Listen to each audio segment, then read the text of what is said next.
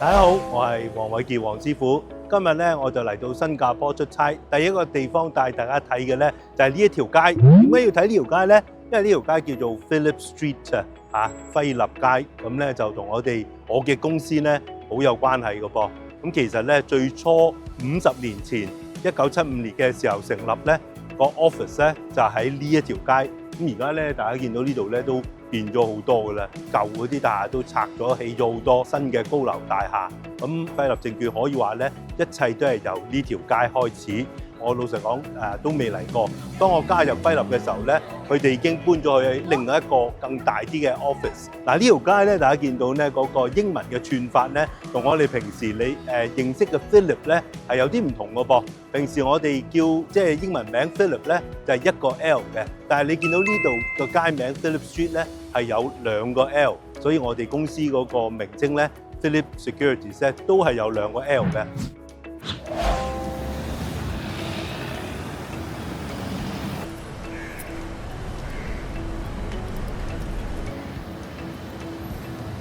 嗱，我嚟到呢個地方咧就叫粵海清廟啊，咁當地人咧就叫媽廟嘅。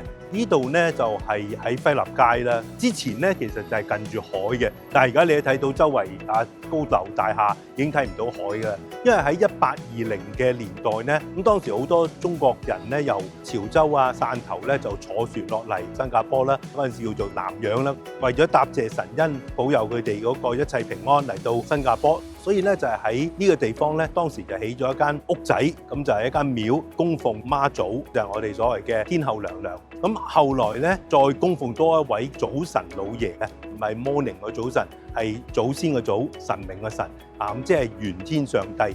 你見到右邊咧就係天后聖母啦，左邊咧就係玄天上帝。喺1890幾年嘅時候咧，清朝嘅光緒帝咧，仲因為呢度咧當時捐咗6000兩白銀俾山東賑災，咁所以咧就御筆送咗個牌匾俾呢間廟嘅。大家知唔知係邊一個咧？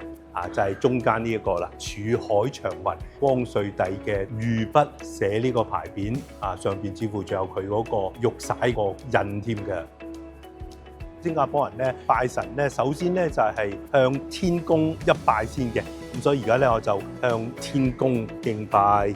先喺呢度咧就係俾天公嘅3支，好。咁而家咧呢度大家見到有道小門咧，就係連住嘅另一位神明玄天上帝。咁我哋見到咧廟裏邊咧亦都有好多呢啲做得好精細嘅龍啦，咁亦都有一啲古代嘅人物。都係少少嘅心意啦，希望咧就係多謝天后娘娘同埋玄天上帝保佑我哋香港嘅投資者投資順利，喺股票上邊出入平安。咁最緊要咧就係身體健康，萬事勝意。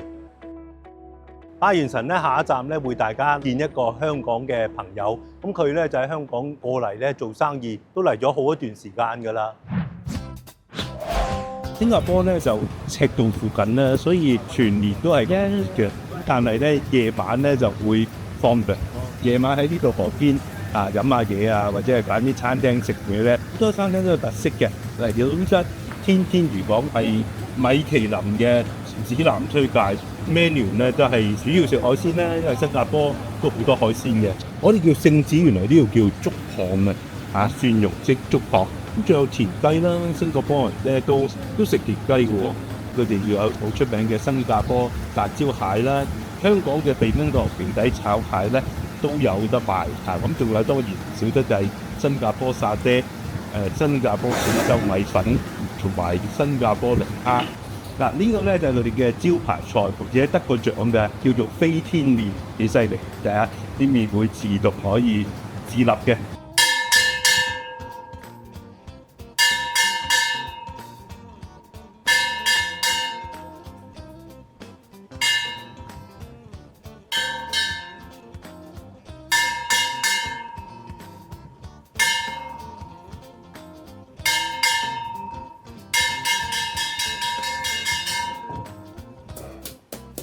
哇！呢個咧就係呢度嘅招牌菜飛天麵，你睇飛到幾高，同埋你睇嗰個蟹，哇！我都未見過咁大隻蟹鉗啊，應該係好甜好美味㗎啦。我有個問題啦，咁高，究竟點食咧？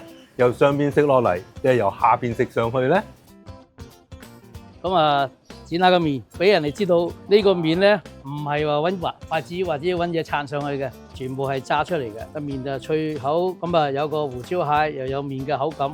哇！隻蟹鉗真係好大，有我塊面咁大，食一隻都已經可能飽啊！先試個面先啦，好鬆脆，唔會有油益味啊！好多時我哋食炸嘢咧，最驚咧就係有個油益味咧係大煞風景，但呢個真係完全冇油益味，而且仲係好脆、好鬆化。有啲肉蟹咧，啲肉咧會同個殼咧黐得比較實就難食。佢呢個好容易出嚟啦，大家睇下，好多肉，同埋個肉咧係好 juicy，同埋味道咧唔會太辣，食到成個鼻都係汁咧。都唔介意，都係實在太好食啦。因為胡椒嘅辣咧就唔同嗰啲咩花椒咧，花椒會食到你條脷係麻嘅，但呢個胡椒咧就係好輕微嘅少少辣，咁咧就令你仲可以食到蟹嘅甜味，逼到個腥味得嚟，又唔會蓋過蟹嗰個鮮味，可以話黃金比例咯。咁呢一碟咧就係番茄蛋脆米炒飯。嗱，睇個色咧好靚啊嚇，金金黃黃咁。同埋我坐喺呢度咧，因為呢碟飯都係啱啱炒出嚟嘅，所以我都聞到好香。咁咧色同香都有啦，跟住就要睇味咯噃。嗱，開始試下呢個脆米炒飯。佢撈咗啲，我諗應該係有蛋汁啦，同埋番茄汁啦，同埋咧就喺新加坡咧天氣比較熱，咁所以咧要食一啲酸酸辣辣咧。可以刺激個食慾，咁我覺得呢個味道呢個脆米炒飯咧，因為佢有番茄，酸酸味味，可以刺激到嗰個食慾相當之好。大家喺我身邊咧就喺新加坡鼎鼎大名嘅曾鏡同師傅啊！大家睇下後邊咧好多名人咧都曾經係試過曾師傅嘅手勢，係曾師傅嘅客人嘅。今日我就食咗阿曾師傅兩個招牌菜，一個咧就係番茄蛋脆米炒飯，另外一個就係飛天麵，真係非常之好食啊！多謝晒，多謝。咁你幾時嚟新加坡嘅？因為我知道你係香港人，你都講廣東話，仲係好流利喎。咁我1981年年初就嚟新加坡啦，係前後到依家有44年。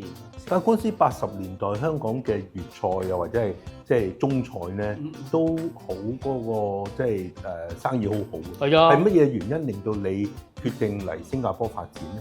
當時有一個香港老闆咧，就喺新加坡去創業，咁佢就想開間酒家，咁就喺揾我哋，咁啊人工俾到好高，咁啊出去試下啦，做2年工。會唔會嗰陣時即係嚟到新加坡會有啲語言啊，或者係習慣上面嗰啲隔膜？初初都好擔心呢樣嘢，第一言語可能唔通或者幾方面。咁嚟到一落機，原來新加坡人個個都識講幾種話喎，而且做中餐嗰啲咧，大部分識講廣東話，同埋咧嗰個年代啲人迷香港，香港上海灘啊變色龍嗰個時候，阿發哥嗰啲帶動潮流，變咗帶挈咗我哋啲香港廚師過到嚟都吃香咗。新加坡人食粵菜嗰個嘅口味啊同要求同香港人有冇咩分別？佢哋啲人就重口味，可能天氣熱啦，同埋咧佢中意食辣。咁香港你知啦，粵菜多數都清淡。咁初初我哋嚟嗰時都唔慣。咁慢慢即係有啲客人俾意見我哋咧，可以加啲咩咁，我哋都接受一下，慢慢做。幾十年後咧，我哋翻到香港，有時喺嗰度同大家交流啊，煮啲嘢咧，咁佢哋覺得，你嘅粵菜唔一樣喎。我係啊，我已經演變咗一啲東南亞南洋粵菜。頭先我就試咗呢一個番茄蛋脆米炒飯啦，同埋呢一個飛天麵啦。其實係乜嘢令到你構思呢兩個菜式出嚟咧？好多客仔咧都係有要求話，喂，我成日嚟食，喂，有冇啲嘢未食過？咁我哋作為一個廚師咧，好似聽到啲客嘅 feedback 咧，咁我哋都會諗下一次佢嚟諗啲佢未食過嘅嘢。好流行有一段時間就龍蝦泡飯啦。如果你跟住佢走，我覺得一樣嘢咧，好食嘅嘢我哋跟係啱嘅，客仔要求嘅我哋都做俾佢。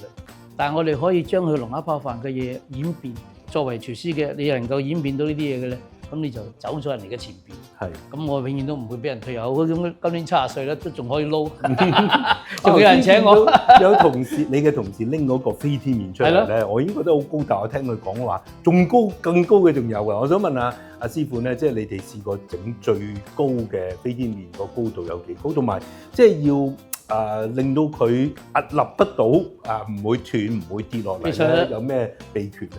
第一夠膽，第二炸嗰個面咧，個師傅真係喺咁高，啲油淋落嚟，咁淋落去，等啲面脆，一路咁脆。不過就要好夠膽。咁咧，後尾我呢度咧就整下就將個面拉得幾高，咁啊變咗而家我哋嘅公司嘅招牌菜啦。飛天面招牌菜。嗱，最後曾師傅，即係你有咁多年嘅入廚經驗咧，如果想俾翻一啲後輩咧，即係後生一代係做呢一個廚師嘅，你會有啲咩意見俾佢哋咧？嗱，入廚不離刀鑊，出廳不離聽學。入廚房咧，唔好離開嗰一刀同埋隻鑊，要不斷去做。咁你隻手唔會生疏，你個味覺唔會話一時豬鹹一時淡，好標準。出廳咧就係見客嗰陣時咧，聽下客人嘅意見，學習下啲新嘅思維，同埋咧要虛心啲。你嘅學問啊，你嘅烹調技術啊，幾方面都咧，要會更俾人哋升一層嘅。嗱，其實曾師傅入廚嗰個嘅心得咧，或者係原則咧，同我睇投資嘅心得同原則都好相似，都係一定要貼市喺個市場度，咁你先知道個市場發生緊咩事，同埋亦都要知道即係收集唔同嘅資訊，咁你先至會有更獨到、更深入嘅分析見解咯。一樣㗎，咩行業都一樣啊，都係一樣，你要用心。用心咧，一定成功嘅，好似黃師傅你咁樣，好成功嘅。今日多謝好成功嘅曾師傅啊！多謝。多謝咗你。而家我帶大家嚟到呢度地方咧，就係新加坡嘅 Dempsey Hill，就係新加坡一個半山嘅地方。喺呢度咧，我見到咧有好幾間唔同嘅餐廳。咁今日我嚟到呢度，一定係要食下米芝蓮1星嘅餐廳，就叫 Candle Nut。咁佢係一間有米芝蓮1星嘅新加坡良野餐廳。良野就係指咧15世紀嘅時候咧，有好多中國嘅移民去咗南洋一帶，新加坡、馬來西亞、印尼，咁就同當地嘅馬來族通婚，然後生出嚟嘅土生男仔就叫爸爸，女仔就叫良野。咁Candle Nut 喺粵語咧就叫佢做石鼓仔、月桂豆。除咗可以入藥之外咧，就可以愛嚟煮咖喱。咁所以好多時候我哋食良野菜咧，裏邊個調味咧都會落咗 Candle Nut 呢樣嘢。嗱，今日我嚟試呢一個咧，佢哋叫做Omakase啊，冇讀錯，因為咧佢哋都解釋就係話概念嚟自日本嘅 Omakase 啦，口味咧就係令你諗起阿嫲嘅味道，所以就叫 Omakase 啦。餐牌咧佢都好貼心啦，有英文之外亦都有中文。一共咧就係有成差唔多接近10道菜㗎嚇。嗱，而家先上嚟咧就係3個前菜嚟嘅。咁呢個咧佢哋叫做 Kueh Pie Tee Tiger Prawn Yeyes Curry。呢一個咧就係雞肉同蟹肉卷就炸咗嘅，係五香汁。呢個咧就係豬頸肉嘅沙爹，用咗一個印尼汁醬咯。個杯做得好脆，好鬆脆，裏邊啲虎蝦肉切咗細細粒嘅，好鮮甜。然後咧個面頭滲咗啲 lemongrass 啊，個味道係好濃得嚟咧，好清新咯。跟住呢個咧就係脆皮五香肉卷，就自製甜醬。有一次我哋啲腐皮卷，我諗佢有馬蹄之類，係幾爽口嘅，包住嗰個皮咧就唔韌，好薄。炸得好鬆脆，酸甜醬咧可能有少少失望，好普通嘅一個酸甜醬就冇乜特別咯。個豬肉沙爹啊，拎到埋個口邊咧，我已經聞到一陣好香嘅炭香。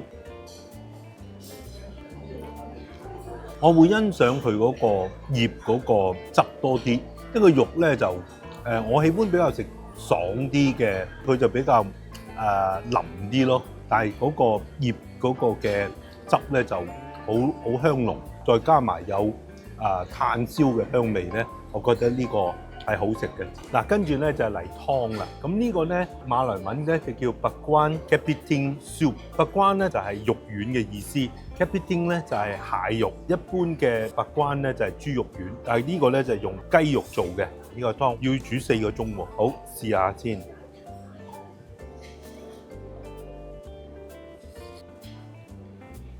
蟹肉咧喺個肉丸裏邊，所以個肉丸咧除咗有雞肉嘅味道，亦都有蟹肉嘅味道。佢唔係嗰種好有彈性嘅肉丸，係比較鬆散嘅，口感係 OK 嘅，個蟹味好突出。主要湯咧就係濃嘅，都飲得出咧呢個湯係熬咗一段時間，一個比較用心去煮嘅湯。而家咧就係上我哋嘅主菜，都係佢哋嘅招牌沙律嚟嘅。咁裏邊係有蝦啦、腰果同埋一隻40豆啊。嗱，你見到咧佢係有角嘅4個角，咁所以叫40豆。同埋有啲乾嘅魚仔啦，嗰個味道應該我估咧係好清新、好開胃嘅啊。攞一隻蝦啦，然後就攞啲40豆同埋佢嗰啲腰果。其實佢冇乜嘢其他汁醬嘅調味，主要就係嗰個 calamansi，就係嗰個酸甘汁啊，所以食落去好清新。咁由呢一個咧大伊黑果炆豬肉，用一種特別嘅黑果咧嚟去炆嗰個伊比利亞嘅豬面豬燈啊，炆好長嘅時間先會咁腍啦。同埋咧，頭先我聽佢介紹咧，就係嗰隻黑果咧係有毒嘅喎，咁佢要經過一個發酵一段時間咧，等佢冇咗個毒素咧，裏邊都係個顏色睇好似都仲係幾嫩嘅噃。我會形容咧個味道咧有一種好似中草藥嘅味道，咁可能佢落咗少少辣椒咧就少少辣，但係嗰個黑果醬咧，佢會喺呢個口腔裏邊留一段時間。跟住呢一個咧就係金目鱸啊，鱸魚嚟嘅，個咖喱汁咧就係用咗呢一個薑汁豆瓣醬，上面嗰個咧就係炸薑同埋一啲葱嘅，咁就用特別多嘅馬來香料嚟去煮成呢個係涼野菜嘅一個特色。啊，好大嚿喎，同埋塊皮咧睇見咁厚咧，呢個魚應該都有一定嘅體積啊。我反而幾中意佢嗰個薑汁豆瓣醬，主角係嗰個醬咯。平時咧我唔係好敢食魚皮，但係見到呢個魚皮咁厚啊咁肥美，我都要食啊！我諗佢個設計就係驚個魚腥，所以喺汁醬裏邊加咗薑汁，同埋上面鋪咗乾嘅薑絲。呢個咧就係椰香紅腳蝦，下邊亦都係一個咖喱汁嚟嘅，用咗散煲啊！我諗香港我哋有陣時去東南亞嗰啲餐廳咧，都會有一味菜就係呢個散煲做嗰個汁醬，個肉都紮實啊！睇下我都要用相當嘅力咧，先可以切開。個蝦好爽口咯，我唔想講，如果唔係俾人哋話蝦味好有蝦味蝦梗有蝦味，不過其實唔係㗎。而家我食過好多蝦咧係冇蝦味嘅。呢一個咧就係炸彈啊，唔係攻擊人嗰啲炸彈，佢係有啲似係荷包蛋咁樣啊，成個拎去炸，然後再加咗一啲魷魚嘅心巴，仲有辣椒啦，同埋一啲墨魚乾啦，裏邊仲係溏心嘅，外邊咧個皮就炸到熟咗啦，但係裏邊就係溏心嘅噃。其實咧我就唔係好中意食炸蛋嘅，覺得咧好流啊，但係咧佢因為做到裏邊溏心咧，我覺得食落去咧就唔流咯，汁咧個辣度啱啱好，可以刺激到嗰個胃口。好啦，到咗咧甜品嘅時間啦。咁呢個咧就係春多，其實香港人應該唔陌生，但係咧我發覺咧同香港咧最大分別係咩咧？香港嘅嗰啲係好綠色嘅，綠到直情係鮮綠色嘅。呢個咧你見到咧係淡綠色。咁另外佢上邊就有椰汁啦，同埋有西米啦，班蘭嘅啫喱，睇落去就好似豆腐花嚟講，但係我食唔出有豆腐嘅味道。我諗係一個奶凍咯。呢個咧就係一個黑果黃油蛋糕，用咗佢哋特別啲嘅朱古力奶油醬咧去做嘅。同我嘅預期好唔一樣。頭先我睇落去咧，好似一嚿硬刮刮嘅嘢，原來咧食落去有啲似心太軟啊，裏邊係好軟。涼嘢嘅米芝蓮咧，我都係第一次食啊。就香港好多時我哋都有好多米芝蓮，真係好食嗰啲就唔平，2000幾蚊，而家2400、2600嗰啲都係 standard 㗎啦。所以如果你揾到一啲米芝蓮未去到3星，可能1、2星咧，反而嗰啲有驚喜咯。即係你食俾到2000幾蚊一個 set course 咧，你會覺得應份嗰啲嘢。但係外國可能有啲千零蚊咁，你覺得有驚喜，真係好飽啊！有咁多道嘅菜式，跟住仲有一個甜品，咁啊好滿意呢一餐。呢度咧就係 Raffles City Tower， 我公司總部 Phillip Capital 咧就喺呢度噶啦。咁咧我而家要上去揾我上邊2個新加坡同事一齊去 high tea。嗱，大家知唔知呢度係邊度咧？呢度咧係1秒可以變貴族嘅地方，就係新加坡嘅萊佛士酒店 Raffles Hotel。大家又知唔知萊佛士酒店係幾時開嘅咧？原來萊佛士酒店咧係1887年開嘅，比我哋香港半島酒店咧仲要老30幾年。咁今日咧，我身邊有2位新加坡嘅好同事咧，我唔講老嘅，大家都好後生啊。咁我介紹下呢一位咧就係妹妹。Hello， 大家你好，我係妹妹。喺我呢邊嘅就係 Sabrina。Hi， hello，how are you？I'm Sabrina。我哋都識咗好耐啦，我哋識咗幾多年啦？我識大佬咧係1993年咧到而家，我睇到有32年啦。就係我 join Phillip 嘅時候咯，1993年，我都係同你同一年 join Phillip 嘅。係啊，我哋係同日㗎。Sabrina 咧 I joined Phillip in 2005, so it's also 20 years, but it's a long journey.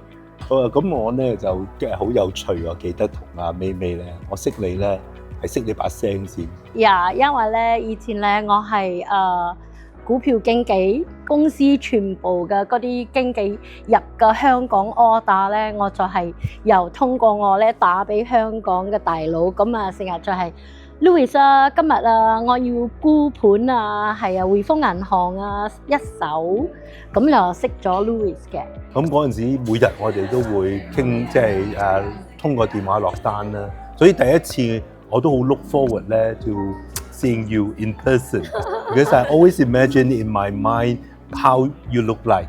話會唔會執我咧，大佬 Of course not, of course not. 咁 Sabrina 咧就反而咧係而家同我做 work 得最 close 嘅一個新加坡同事。Maybe Sabrina, you can tell our viewer what we are working on together. From Singapore office, we very much started with money market fund. So in a very opportune time in 2017, we started a Hong Kong money market fund in Hong Kong. So we get a very supportive local team. We work together very closely. So I guess we have a little bit of success. We started very small, and to date, I think we are already hit 3 billion Hong Kong dollars. So do you find any difference in managing money market funds in Singapore and in Hong Kong? So in the Hong Kong case, the clients are more aggressive, and also because of the market, they actually more into IPOs. So very much in Singapore case, clients are more conservative. They are more so we see the flow more consistent.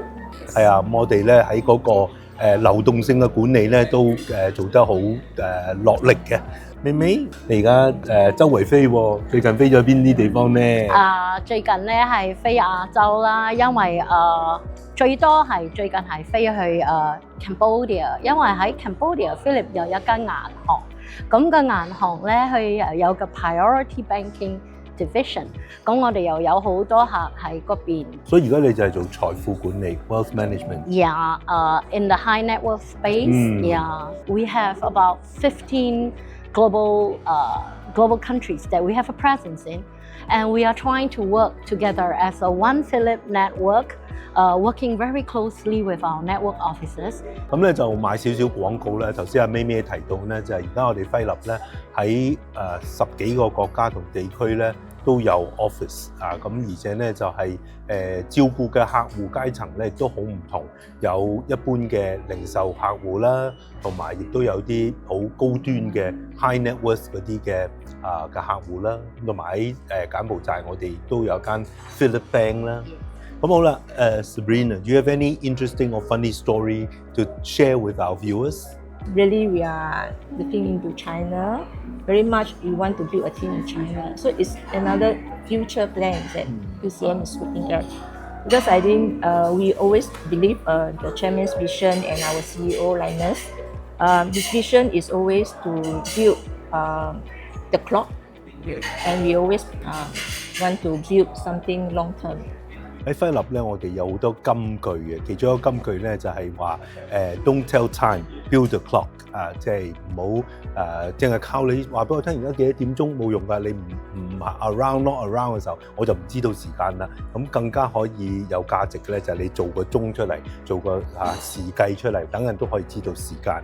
And then you come to Hong Kong quite often. What kind of Hong Kong food you like most? 燒鵝燒鵝 yes, So I is know one of where my, to bring yeah, you next yeah. time. So I mean, because this is one of the things that you can't get in Singapore. Really? Yeah, we don't have ghost meat in Singapore. We only How can. about duck? You have duck, Yes, right? we have duck, but But not no ghost. octopus. Yeah, Oh. yeah. In Hong Kong, I also enjoy shopping, meeting with the people. It's a very diverse culture that we can get in Hong Kong. 今年咧就係輝立總部新加坡總公司咧成立50週年，咁我哋係好多方面咧都會創新嘅。例如我記得咧，新加坡係輝立新加坡咧係新加坡第一個推出網上股票交易嘅證券經紀啦。咁我哋香港亦都係緊跟新加坡嘅步伐。咁佢哋喺96年推出，我記得我自己都有involve 有參與嘅。97年嗰陣時咧，就香港亦都推出咗呢一個網上嘅股票交易。咁之後新加坡亦都係資產管理係第一間，我哋係證券行推出我哋自己管理嘅貨幣管理市場基金啦 ，Money Market Fund 啦。同埋輝立香港咧，我哋都推出咗香港第一個暗盤交易市場 IPO 嘅上市之前嘅暗盤交易。咁喺好多方面，我哋都好肯去試新嘢咯。咁美美，我想問啦，咁而家你對自己嗰個未來嗰個發展，包括 career 又好，或者你係 personal 嘅 development 有啲乜嘢嘅計劃？ Our latest product that we actually added in is trust services. So trust services, now we have a trust department. So in terms of the products and services that I am actually providing for the clients, it's getting bigger and it's a wider range. So as a person, I feel that I am still trying to grow because we need to keep learning. So I actually also went back to school 2 years ago to do my master's in asset and wealth management so that I have to be more competent in terms of being aligned with market standards. 一個人即係如果你對嗰個工作係冇興趣，唔係樂在其中咧，你好難嘅，你會覺得好似好辛苦嘅。首先你一定係要好鍾意自己一份工作。咁第二就係話點樣從個工作裏邊去不斷咁提升自己咯。因為我自己都係，我唔知你係咩星座，唔知會唔會同我一樣？獅子座。你係獅子咁早過我啲 ，I'm a Virgo。哦。因為Virgo 我知咧就要求好高嘅，對自己可能對第啲人都要求好高嘅，所以我對自己嚟講成日都即係要求自己要聽日好過今日，後日好過聽日，咁不斷去學嘢，好似你咁樣啦。我諗我哋做投資呢方面都係一個 service 啦，一個 financial service。我知道我哋公司嗰個 jargon 就係話 your partner in finance。咁我哋希望即係可以同投資者攜手，幫佢一齊行呢一個 journey，preserve the capital 之餘，用 grow for the wealth 咯。咁我諗今日差唔多啦，今日好開心啊，可以同你哋一齊。Yeah, thank you. Next time when you come to Hong Kong, I will bring you to Peninsula. 哦，半島。我要睇明星。而家有冇啊？都有嘅 ，try your luck， 睇你好唔好彩啦。嗱，我嚟到呢個地方咧，就叫老巴剎咧，有賣唔熟嘅嘢。好似呢檔咧就係潮州魚丸麵，跟住隔離呢一檔咧就係港式燒臘。咁嚟到新加坡，我梗係唔會食港式燒臘啦。咁繼續落去睇咧，真係好多選擇㗎。呢間咧就係賣泰國菜嘅，點解係芒果糯米飯？好多芒果啊，好大隻，呢啲係真㗎啦。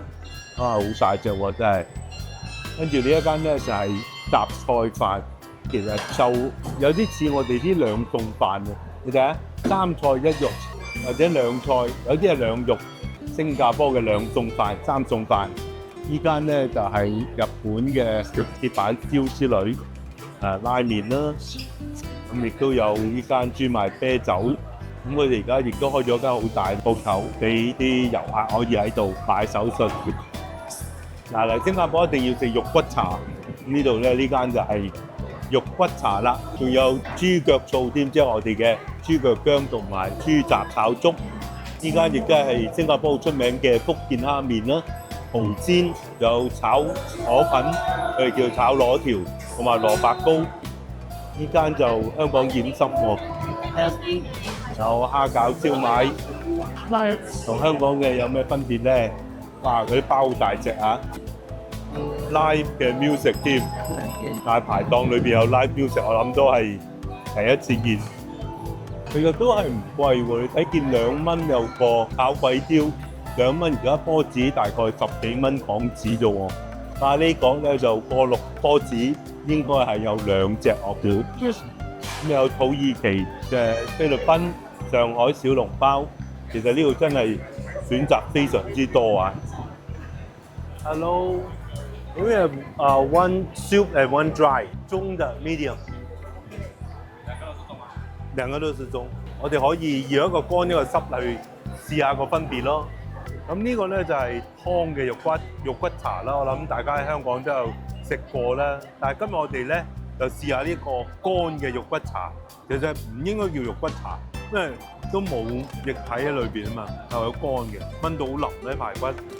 另外亦都有肉片啦，仲有呢個秋葵啦，我哋揾下裏邊啲肉骨啊。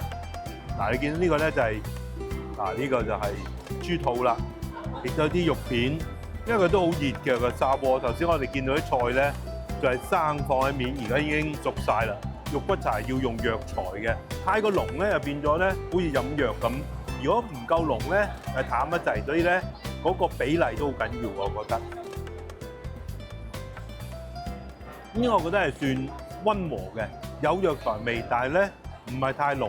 就偏甜咗少少咯。嚟新加坡 Hawker Centre 食完嘢咧，要自己將個盤啦拎翻去一個收集嘅地方，呢度唔會有人幫你收嘅，咁所以咧就呢個我哋要入鄉隨俗，搞掂。